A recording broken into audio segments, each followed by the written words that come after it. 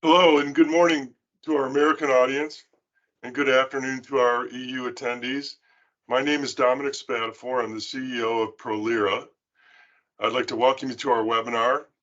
Today we'll be sharing the experience and data of two large European heart centers committed to improving brain health in their institutions.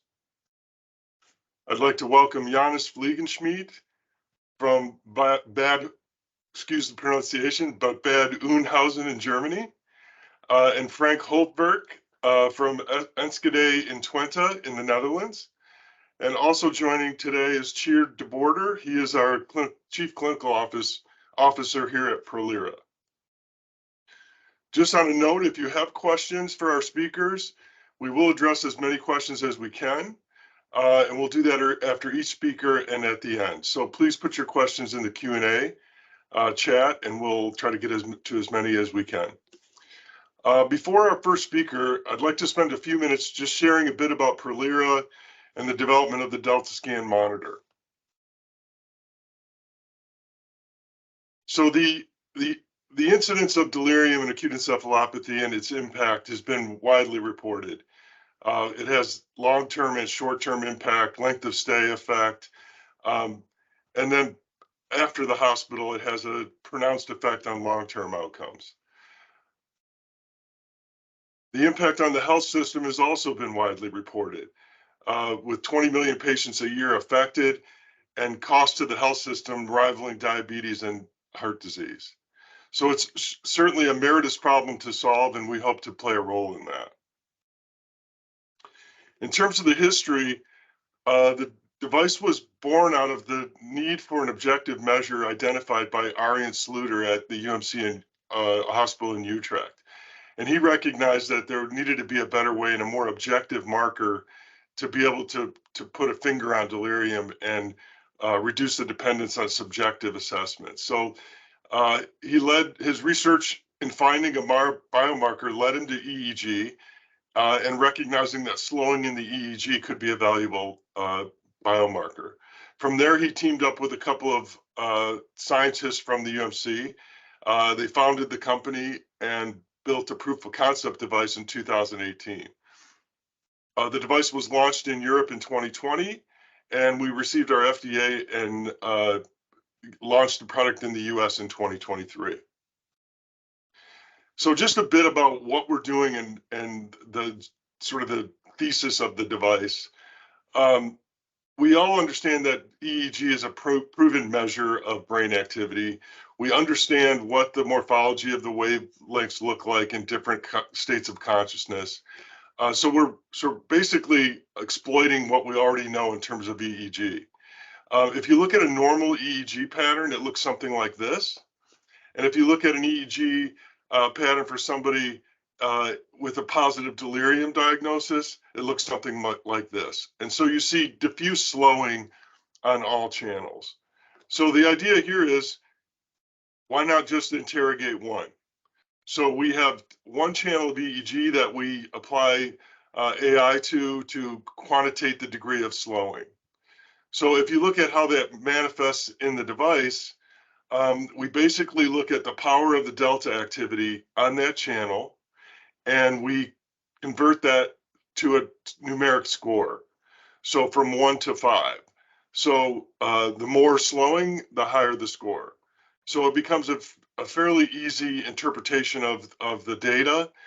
We don't show the waveform, as you can see on the screen on the right. The output of the device is basically a number. And our US approval score of 3 or higher is positive for acute encephalopathy. In terms of validation of the device, we did 3 different validation studies. One was to assure that the vector we chose was sensitive for acute encephalopathy, which we did, and that's why the sensor is designed as it is, with a forehead to crown orientation. And then in a 145 patient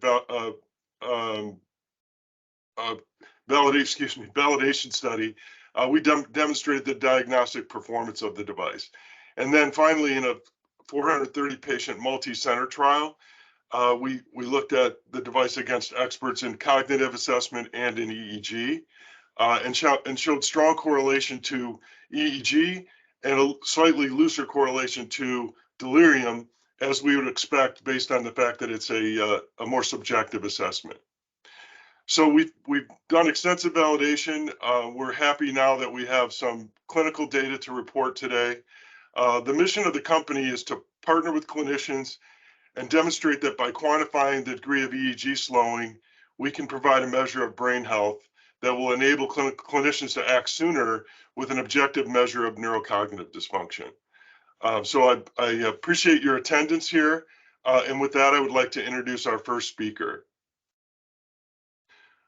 Janis Fliegenschmidt is a resident at the Department of Anesthesia at the Heart and Diabetes Center in Bad Oeynhausen, which is one of the largest centers for cardiothoracic surgery in Germany. HDZ is a tertiary center specializing in cardiothoracic surgery, cardiology, interventional cardiology, and electrophysiology, and diabetology. With more than 7,000 procedures annually, the Department of Anesthesia routinely cares for patients with complex risk profiles from neonates to nonagenarians. Many of their research efforts focused on early risk stratification and strategy. I'd like to welcome Janis Fliegenschmidt. Well, hello, Dominic. Thank you for the kind introduction. Let me just quickly share my screen. So if there's one thing I can help with today, then it's the pronunciation of Bad Oeynhausen. But I appreciate that it might be difficult for the American tongue. As Dominic has said, I'm a resident of anesthesia at the Institute for Anesthesiology and Pain Therapy, Professor Vera von Dosso. And I'm going to talk to you about delirium after cardiac surgery, as you've probably expected, and our team approach that we've established here with frailty assessment and delirium management, and a pathway, an early recovery pathway designed to give special attention to our most vulnerable patients. Why implement a delirium management program? I'm going to motivate, and what kind of risk stratification to do and what kind of monitoring. I hope I have some answers for you to these questions. And if you want to discuss this, I'm very happy to take questions at the end. So the demographic development in Germany, as is probably the case for many developed countries around the world. This is the age pyramid in 2023.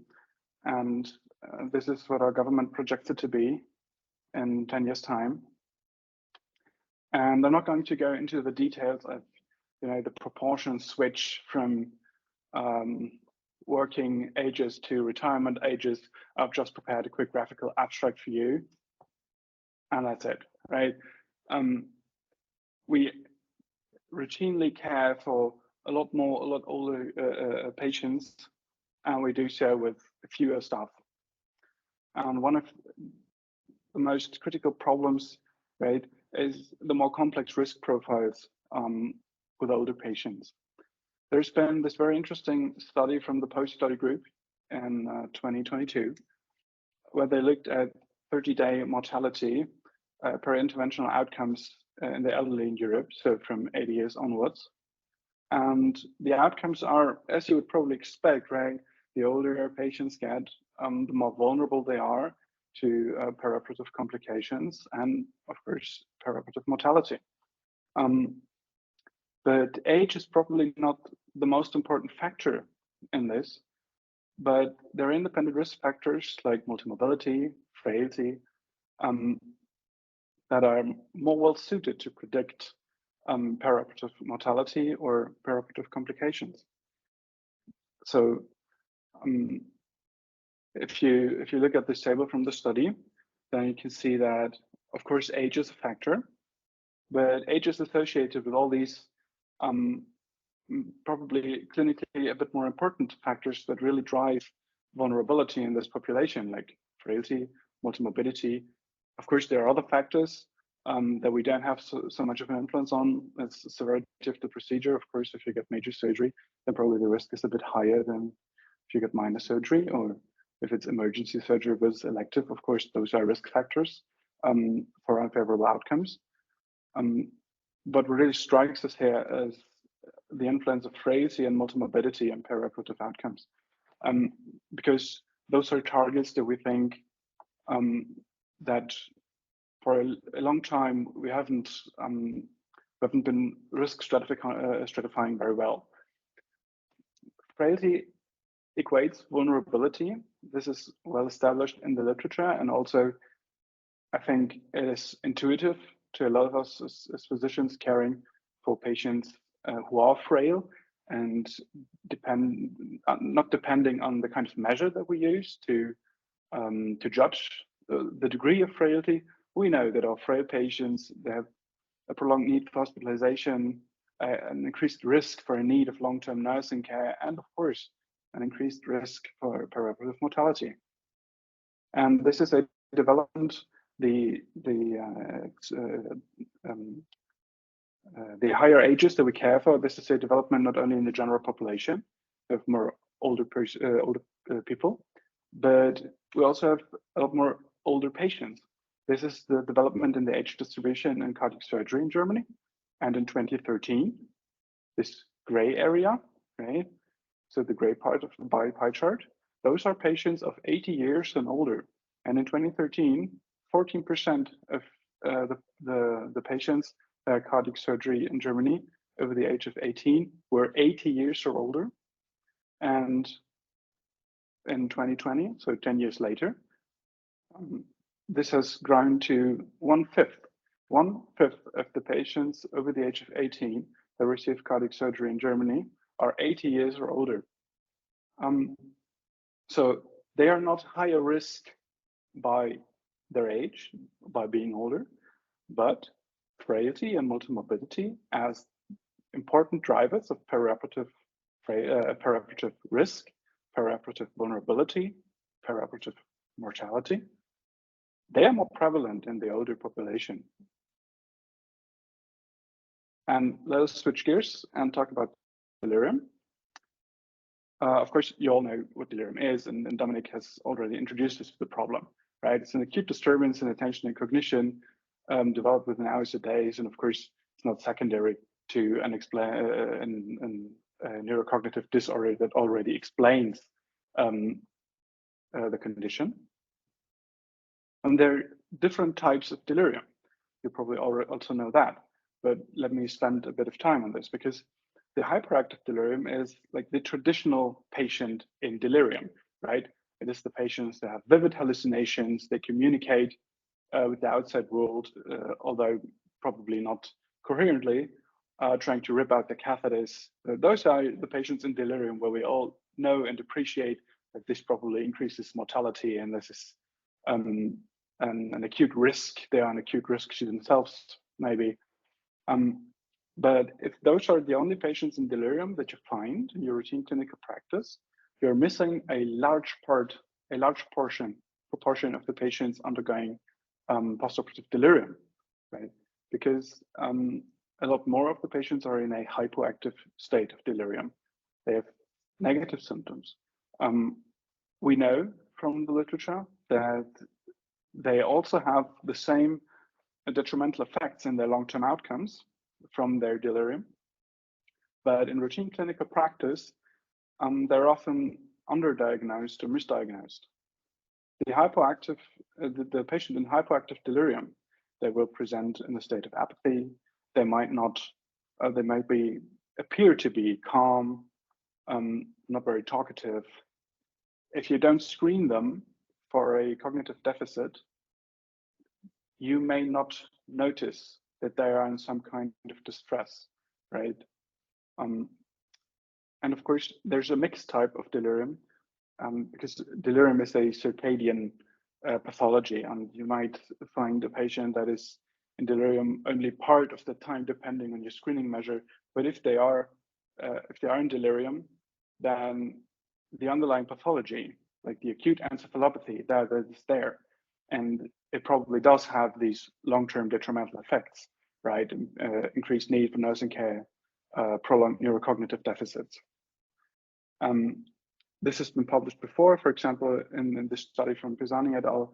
In 2009, where they found that each day of delirium in the ICU increased the hazard of mortality by 10%. But we also know this from our own institution, because we have done a lot of studies on this.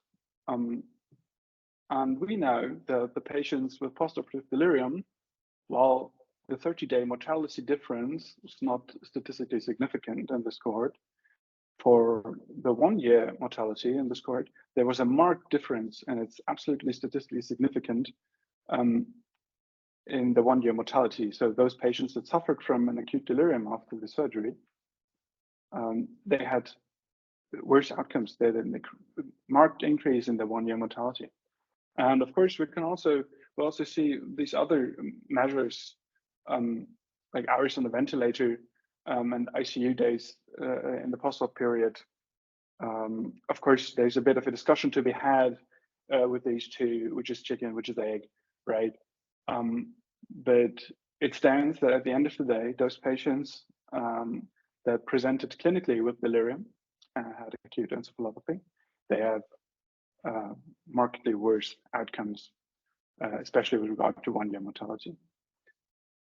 But also, this is not surprising. I mean, you may find the specific value surprising because there is cardiac surgery, but it's not surprising because it has been studied before and it's been published before.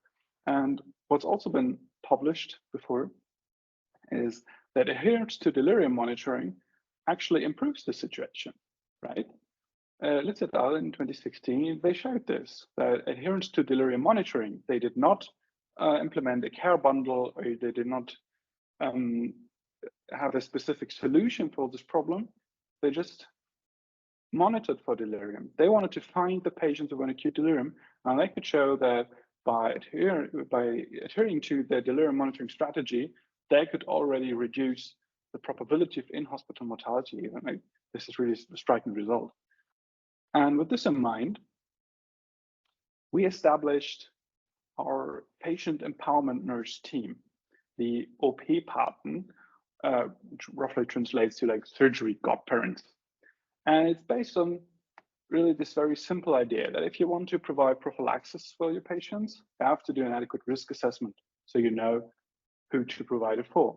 If you want to intervene on a postoperative complication, especially on postoperative delirium, you have to employ adequate monitoring, because you can only intervene on those patients that you know are having this postoperative complication, right? You need to find them.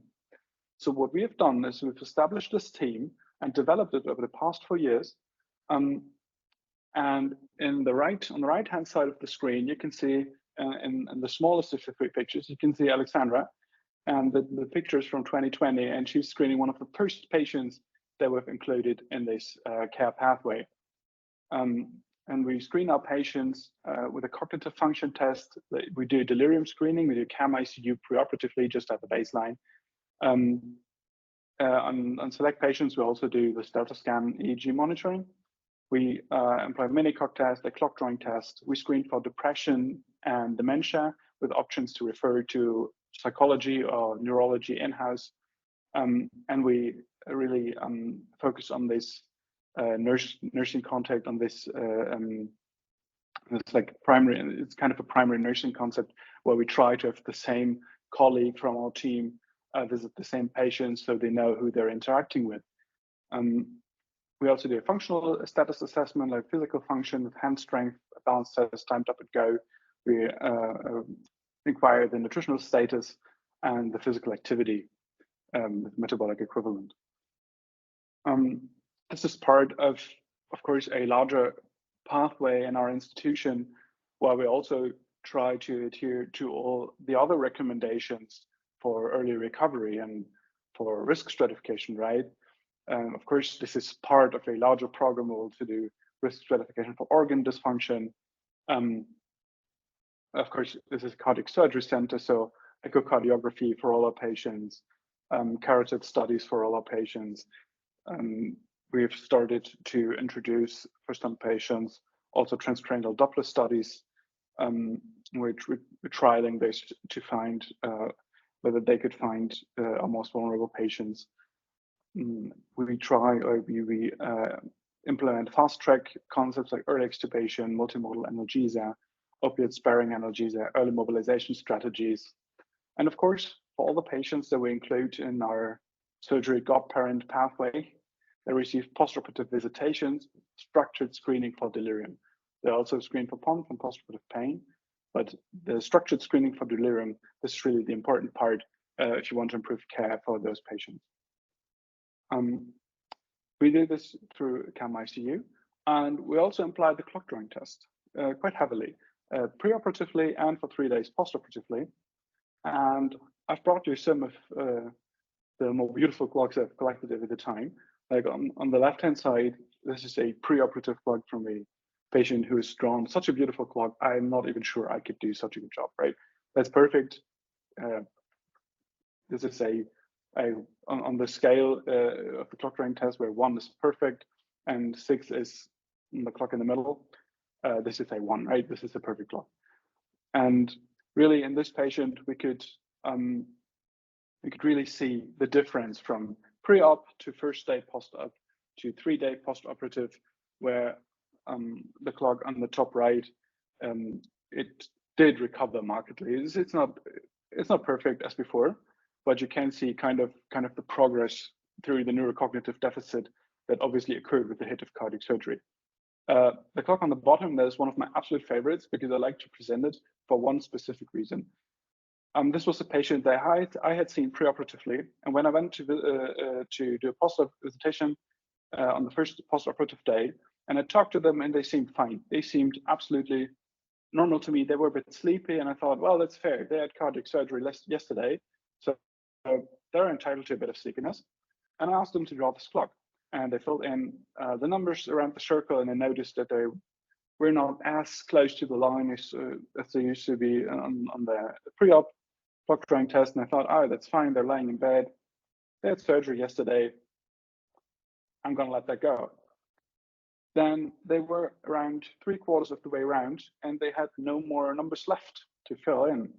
And they drew the second 11 there. And I thought, okay, well, that's fine. They just, they looked at that, thought, doesn't really look like clock. What's missing? Another 11. Then I asked them to draw in 10 past 11, and they drew in the little 10 past the second 11.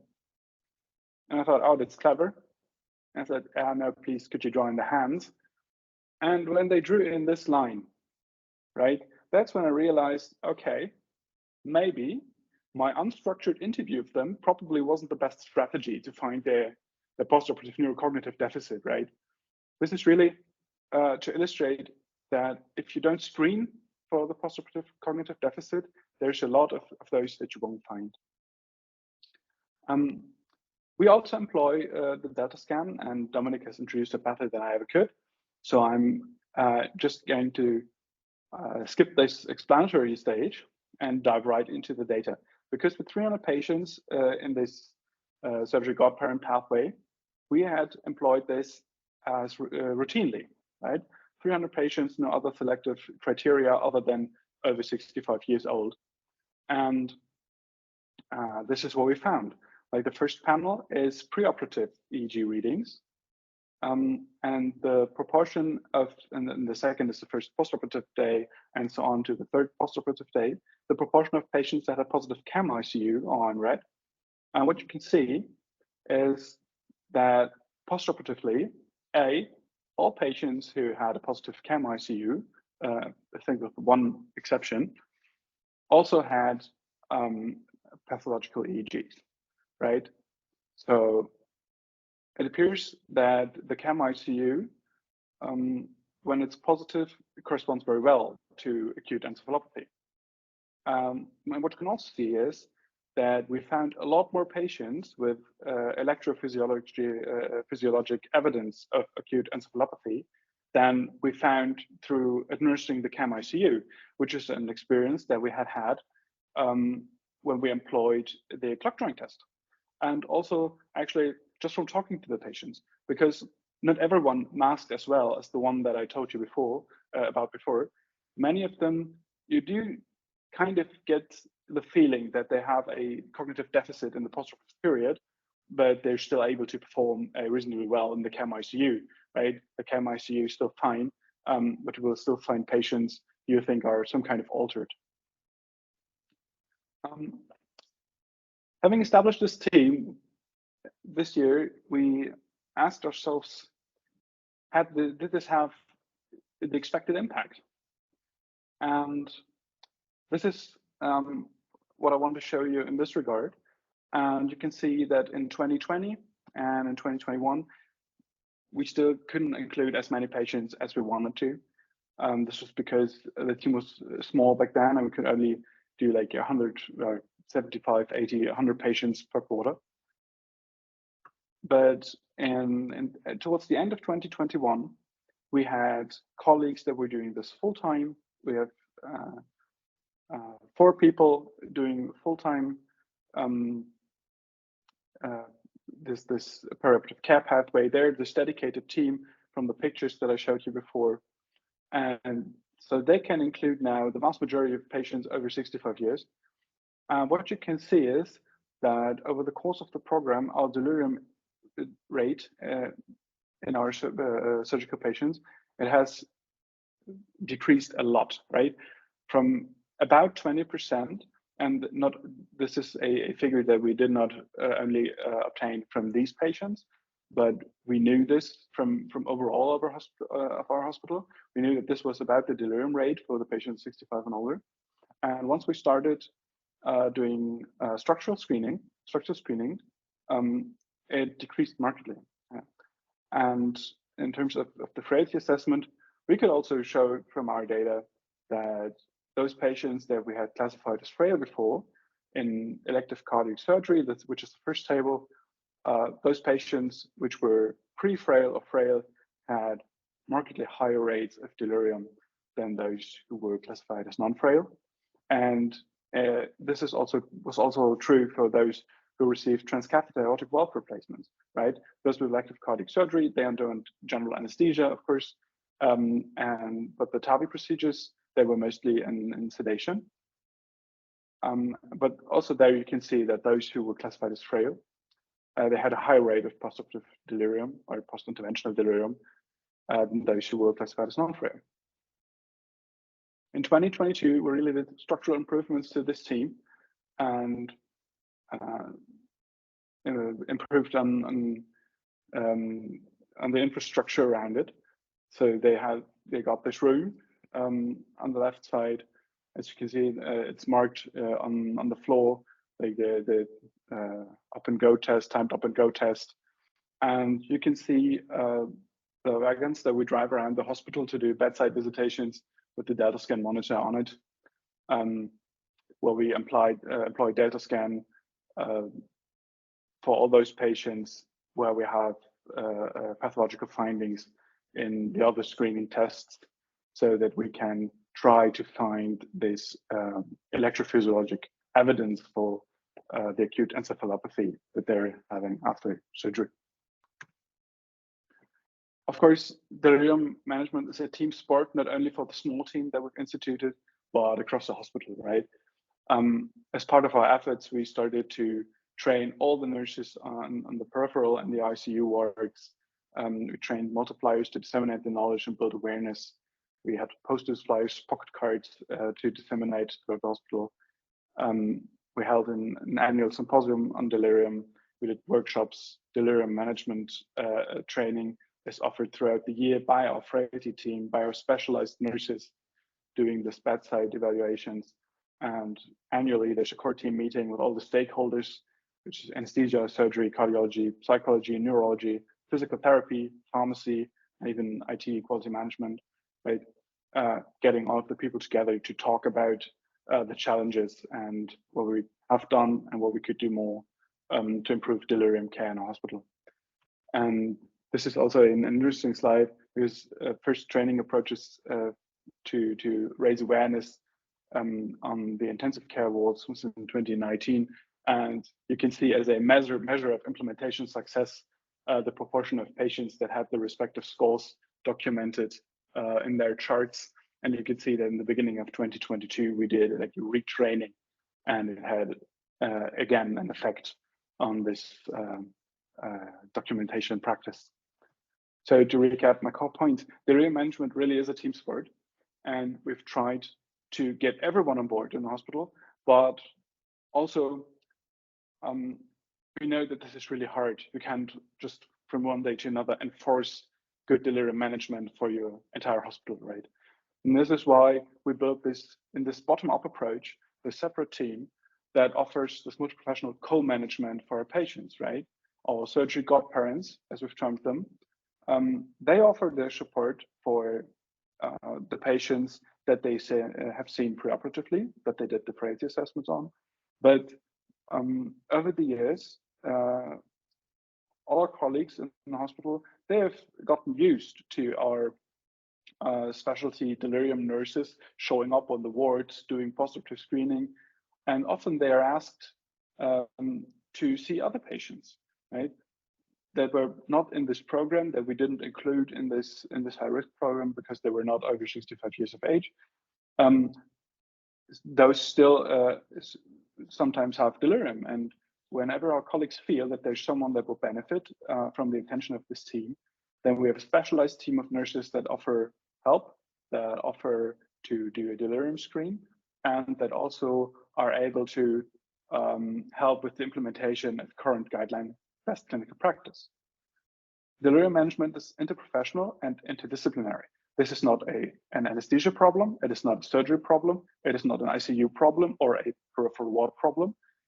It is not a nursing problem or a physician problem. Delirium management really concerns everyone. We need to get everyone on board to raise awareness and find these vulnerable patients of ours. And risk stratification is one of the most important things that you can do to find those that are vulnerable. And at the end of the day, and also to answer this question, where to start if you're just starting a delirium management program for your clinic, implementation of national and international guidelines is of course the way to go. But the absolute cornerstone of every delirium management program is structured screening, right? You need to find the patients that are suffering from delirium and offer to them the non-pharmacological interventions that you can do to improve their situation. And with this, I'd like to end my talk. Thank you for your attention, and back to Dominic.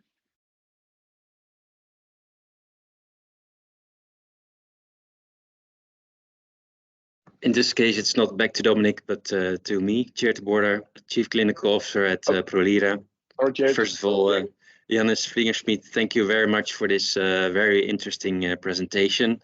Interesting to see how a specialized nurse program can have so much success. We have some very interesting questions from the audience. I will go through a few. There's one question, someone asked, did the patient have a positive CAM-ICU or 4AT score when the clock drawing became abnormal?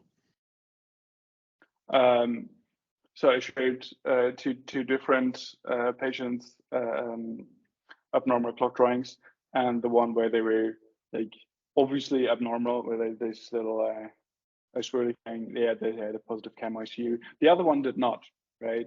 That the one that I told you about that I thought was perfectly fine in communication. No, they had a negative CAM-ICU. They didn't score positively on the CAM-ICU.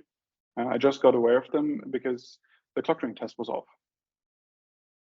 Okay, so there's no direct correlation between the clock drawing test and the other screening tools like CAM-ICU and 4AT. I think they are more sensitive. Like the clock drawing test is more sensitive, and also with the Delta scan, it's more sensitive. You tend to find more patients where you have some kind of evidence for the neurocognitive deficit, but you wouldn't pick up on them if you just administered a CAM-ICU test. Mm-hmm. And another question is, could you tell some more information about when you intervene on scores like from DeltScan? Of course, like intervention for postoperative delirium, this would be a whole nother talk, right? Because you have to differentiate between non-pharmacological interventions, like reorientating measures, so having, monitoring intake, like, are they drinking enough? Do they have like mental stimulation? Is family visiting? Does the family know what to do with this patient? What to do with their loved one who's not, mentally as they are used to them being, right? Because if they think they need more rest and they can't interact with their loved one, with their relative, because they're in this state of confusion, then maybe you also need to bring education bedside. It's also what we do with our team. Like if we have the family of a patient who's in acute delirium, and we want to educate them on what they can do to improve the situation, like reorientating measures and talking to them. That's very important. As for pharmacological interventions, we only do this if it is required to protect the patient, like in hyperactive delirium cases, yes, if it is needed. But for those patients in hypoactive delirium, I don't think it is the first approach. Okay, thank you. Due to time, I will have space for one more question. How long does it take to do a DeltScan measurement? From our experience, it's like 4 minutes. 4 minutes, all right, and that's including 3 to 5, depending on compliance. Yeah. Okay. Thank you. Clear. So, Dominic, the floor is yours again for your introduction for our next speaker.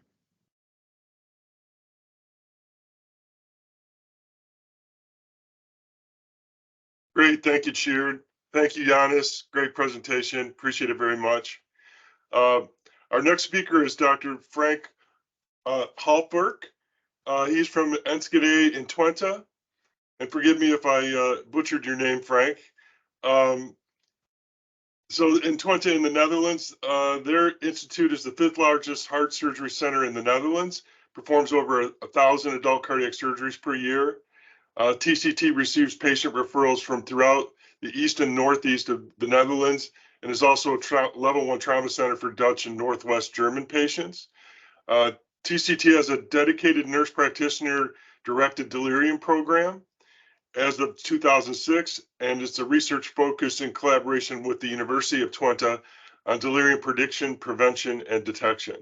Thank you so much for joining us, Frank. We look forward to your presentation. Thank you, Dominic, for your kind introduction and amazing pronunciation of my name. It's much appreciated. Thank you. So indeed, in this presentation, I will discuss with you our journey from exploration to implementation of a brain state monitor after cardiac surgery. And like you already mentioned, Dominic, I would like to credit Mjake ten Broeke, our nurse practitioner, who is the lead in our delirium management program at a surgical ward. And for those of you that are not familiar with Twente, so where is it? Well, Enschede in the area of Twente is actually in the center of Western Europe. So it's in the exact center of a circle drawn between Berlin, Paris, and London. So those of you across the ocean, now you know where Twente or Enschede is. I gratefully acknowledge funding by the Twente Heart Foundation to conduct the so-called Brain Protect study that we'll talk about today, and as well as training and divine sponsoring by Prolira and reduced cost of the patches needed for the Delta scan. So what is delirium?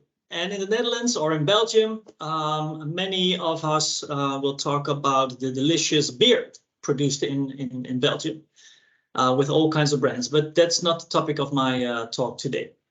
We're going to talk about delirium, typically diagnosed with the DSM-5, so the Diagnostic and Statistical Manual of Mental Disorders, the 5th edition, where we focus on the 4 A's. So a disturbance in attention, disturbance in awareness, an additional disturbance, and an acute change, so something that's not persisting for a long time. And if we look at historical data, more or less 50% of patients after cardiac surgery are reported to have delirium. And it's likely that this is at the lower limit because of various delirium expressions.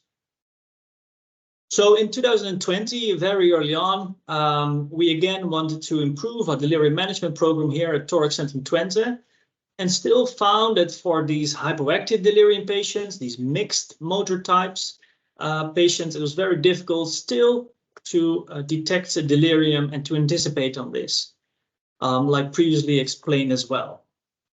So like most of the hospitals around the world, we do delirium screening based on healthcare professional reported scoring methods, nurse reported scoring methods. At the intensive care unit can be with Chem ICU, especially across the ocean. BChem is quite popular. And in the Netherlands, the standard is the so-called delirium observation screening scale, consisting of 13 questions. While these scores have been developed with high sensitivity and specificity during the development and validation stage, but during real-world scenarios, sensitivity decreases under 50%, so sometimes even up to 47%. Because these nurse-reported screening measures are sensitive for hyperactive delirium, but fail to recognize hypoactive or mixed delirium. And therefore, despite all of these screening methods, delirium in usual care remains insufficiently recognized. And does it matter whether we care for delirium? Well, it does. There are a lot of adverse consequences of all types of delirium and also for hypoactive delirium. So it's not only functional ability reduction, the onset of dementia and increased mortality, but also increased length of stay and other hospital-acquired complications. And then the next question is, do you find it important to enhance your recovery after cardiac surgery and not only focus on the procedural aspects? And the only answer can be yes.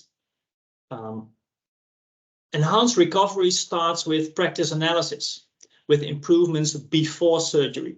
For instance, patient optimization, training, screening for patients at risk.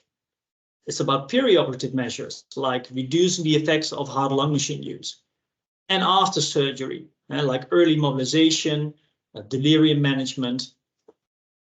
It hasn't been getting much attention over the past years, but luckily, thanks to the enhanced recovery after surgery, cardiac surgery program that's starting to get more and more attention, it is on the radar. So what's an alternative for healthcare professional reported screening methods? Well, single channel EEG, measuring polymorphic delta waves. You can measure this 2 to 3 times a day. It will look into polymorphic delta waves, slowing of these delta waves as a measure of brain failure, so to say, resulting in a score of 1 to 5. Score 3, possibly delirium. 4 to 5, very likely delirium. And 1 and 2, well, patients should be fine. And our hypothesis was that if we use single channel EEG for delirium screening, we can detect all types of delirium faster. We can increase our delirium findings, finding them at all, so the incidence of delirium. And we can also decrease the length of hospital stay because we can act upon it, act upon the underlying disease. So therefore, we designed the Brain Protect study, where we compared the delirium observational scale to single channel EEG as the first effectiveness studies of these two methods. This is a single center prospective quasi-experimental study with the primary endpoints, the incidence of delirium as defined by the DSM-5, so the gold standard, and the length of stay for delirious patients. And secondary endpoints include the length of stay for the overall population, delirium duration, time to detection, adherence to protocol, cost benefit, among other aspects. Well, in this presentation, I'm going to focus on the primary endpoints and length of stay. So we included patient aged 70 years or older after cardiac surgery, and it also includes transcatheter aortic valve replacement or transcatheter aortic valve implantation with thoracotomy access, so meaning a transaxillary, transsubclavian, transaortic, or transapical approach. And 70 years of older is what we use in the Netherlands as a threshold for delirium screening and management. So we excluded patients with a contraindication for EEG use, like also stated in the single-channel EEG intentions for use. So before the start, we started with an improvement project at our cardiothoracic surgery department to increase the awareness and the importance of delirium management. So by training of staff, by implementing posters, by founding a nurse working group, and by designing pocket cards with delirium protocol, first with the DOS cohort and second with the Delta scan cohort. So there's a flow chart of delirium management protocol. On the other side, it shows the non-pharmacological interventions. What can you think about underlying causes of delirium? What are the actual DSM-5 criteria? What are the drug treatment options for anxiety, hallucinations, or motor restlessness? And that's what every healthcare professional has in their pocket. So as usual care, so all-comer study, we did a DOS screening 3 times a day for 3 consecutive days at our cardiac surgery ward. And we deemed a positive screening result for delirium when DOS score was 3 or more. And for our new usual care, so with single channel EEG, we trained all nurses and medical doctors before the start of the study, performed a Delta scan screening 2 times a day, also for 3 consecutive days at a surgical ward. In our case, we said if you have a Delta scan score of 4 or more, we deem that as a positive screening result for delirium. Upon we sought for formal diagnosis with the DSM-5 criteria. So in our study, we included over 900 patients aged 75 years. Note that only we included patients aged 70 plus in this study. The majority of male patients, BMI of 27, so I would say regular cardiac surgery patients, where over half received elective surgeons and the rest the urgent or emergency or salvage surgery. Core practice is coronary artery bypass grafting, aortic valve replacement, or combination of those. And if you want to take a look at our full baseline table, it's presented on this slide. So we could find some baseline differences in the preoperative characteristics, but we could not find differences in these 2 cohorts for per and postoperative characteristics. So our first primary endpoint was the incidence of delirium after cardiac surgery as determined with the DSM-5. And we can find an increase from 40% to 20% if we use single channel EEG. Significant result. When we corrected for baseline differences and found that Euroscore 2 was also a significant predictor, not only for 30-day mortality, where Euroscore is designed for, but also for delirium. If we included that in a regression model, still single channel EEG remained a significant factor. In other words, can we attribute the incidence increase to single channel EEG use only? That's then the question. What I didn't tell you is that we also had a retrospective cohort with our DOS screening, so a former usual care. And we had data on the incidence of delirium in that cohort as well. So 1 retrospective cohort and 2 prospective cohorts. And it would then analyze the delirium incidence per month. In this figure, we could see that all figures, all graphs, well, might have a slow downward slope, but if we do statistical analysis, we could not find a significant slope for each cohort. More or less, they remain horizontal if you do some statistical testing. And moreover, these 2, the curves, and I will get a pointer for you. These 2 curves, so the prospective DOS cohort and the prospective single channel EEG cohort, have significantly different intercepts. So these lines differ significantly. In other words, we can attribute the incidence increase of delirium to single-channel EEG use. Second primary endpoint was the length of stay after cardiac surgery. Well, the median length of stay for delirious patients was 9 nights in the DOS cohort and 6 nights in a single-channel EEG cohort. So that's a significant decrease. And also, if we would look in the overall population, we can see a decrease from 6 to 5 nights, which is also a significant reduction. Again, can we attribute the length of stay reduction to single-channel EEG use? And also, we corrected here for baseline differences. When we corrected for heart-lung machine use, a significant predictor as well, we found that single-channel EEG was not a significant factor for hospital stay, barely passing the 0.05 threshold. And a secondary endpoint, so the overall length of stay, when corrected for Euroscore 2, so the predictor for cardiac mortality, and the heart-lung machine duration, in this secondary endpoint, single-channel EEG remained a significant factor for hospital stay. So this is both a positive and a negative answer to this question. So then the question is, what's next? Can we use single-channel EEG for diagnosis of delirium or acute encephalopathy instead of screening only? And this is something that we have not done in our study, but we will do a unplanned analysis when we publish our first paper. And another question is, we know that heart-lung machine affects the incidence of delirium.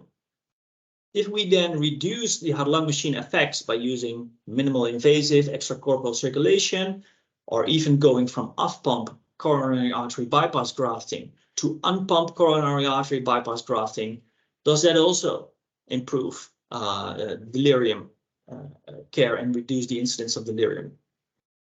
Another question is, what's the longitudinal brain state of cardiac surgery patients before, during, and after surgery? So we would like to know a bit more like, okay, what do patients experience with and without delirium? So what is a normal brain state pattern for these patients? We don't know. And another question is, we now prove the effectiveness of single-channel EEG in our study, but does single-channel EEG still show clinical impact after full implementation at the cardiothoracic surgery ward? And that's something to find out as well. So what are my take-home messages? So we are the first to study the effectiveness of single-channel EEG implementation for delirium management of adult cardiac surgery, the Brain Protect study. We found a significant incidence in delirium from 14 to 20%. We found a decrease in overall hospital stay, yet we could not show this for delirious patients if we corrected for baseline differences. A last take-home message: delirium management is more than just obtaining, purchasing a device. It's a team effort. And therefore, if you fully want to incorporate enhanced recovery after surgery, delirium management should be part of this team effort. I would like to thank my team for their efforts for the Brain Protect study and overall delirium management. And for you, thank you for your attention, and feel free to ask questions and be in contact after this talk. Yeah, thank you very much, Dr. Frank Halfwerk, for this very wonderful presentation. A few interesting questions popped up from the audience. There's one, somebody asking, when Delta Scan reported a positive result, was the EEG also reviewed by neurologists to confirm the results? And was the review include patients' clinical background or primarily from the EEG?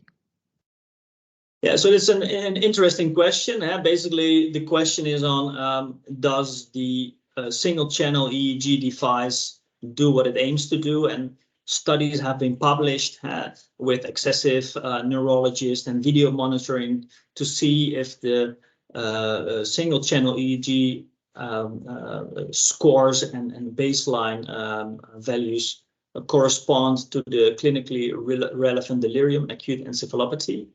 And that was not the purpose of this study.